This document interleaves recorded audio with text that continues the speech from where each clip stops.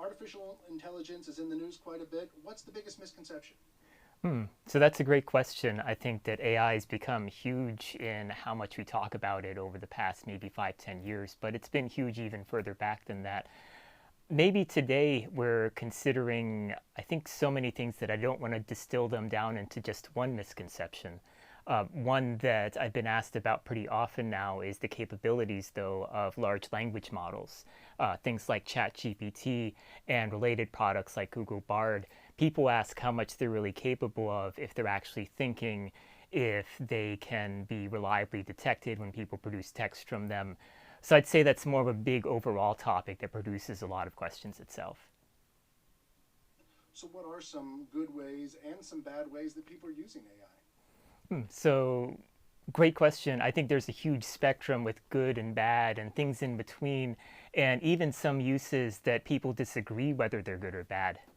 On the good side, I think we've seen great progress in using tools like ChatGPT to help people work better and to work more efficiently, because there are times when it's easier to just have sort of a companion with you that's able to produce text and never gets tired.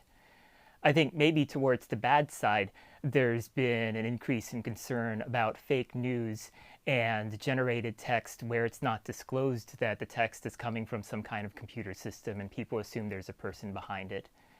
And then there are plenty of neutral uses that we're still feeling out that are still just in their infancy. And we'll have to see how folks respond to them if they feel that they're honest or somehow misleading.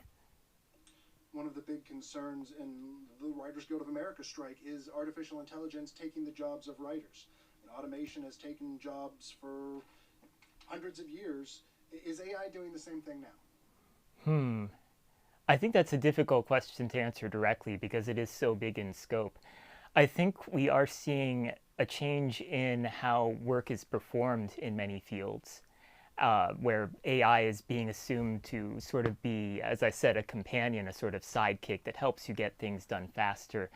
But at the same time, I think there's nervousness in other fields about losing sort of the human touch or the human creativity. And it's difficult to see where that's going.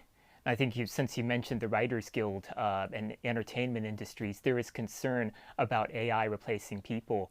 And it's not really possible for me to speculate where that's going. I think that's going to be something that we'll just all watch with interest over the next several years. You've written about how large language models can be biased. What's the danger there and what can be done about it? Sure.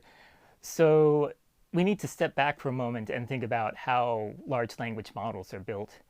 And that starts with huge amounts of text from the internet, typically, often from websites like Reddit or Wikipedia or Twitter, places where lots of human generated content occurs.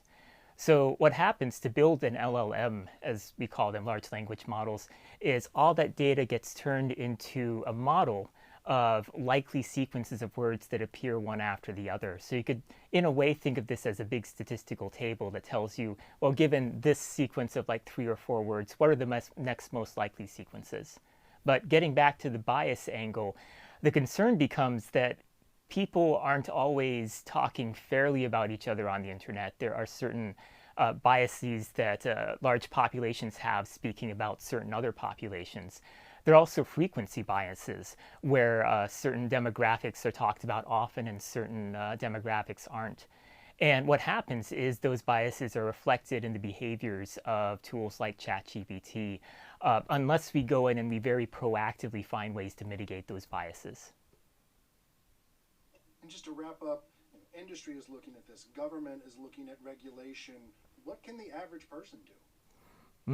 I think the average person can exercise information hygiene, where you think carefully about any information you see on the internet and you think about its source. Is it something that I trust? Is it something that I can rely on? Is it something that's familiar at all?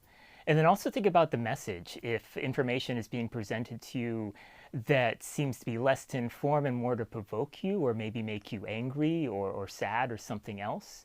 So thinking about messages, I think, is important, especially if we're considering the dangers of fake news and misinformation. That was great. Anything you want to add? Uh, See, this is where you told me to be prepared. Right now, I'm not prepared. I didn't ask you for the angle either.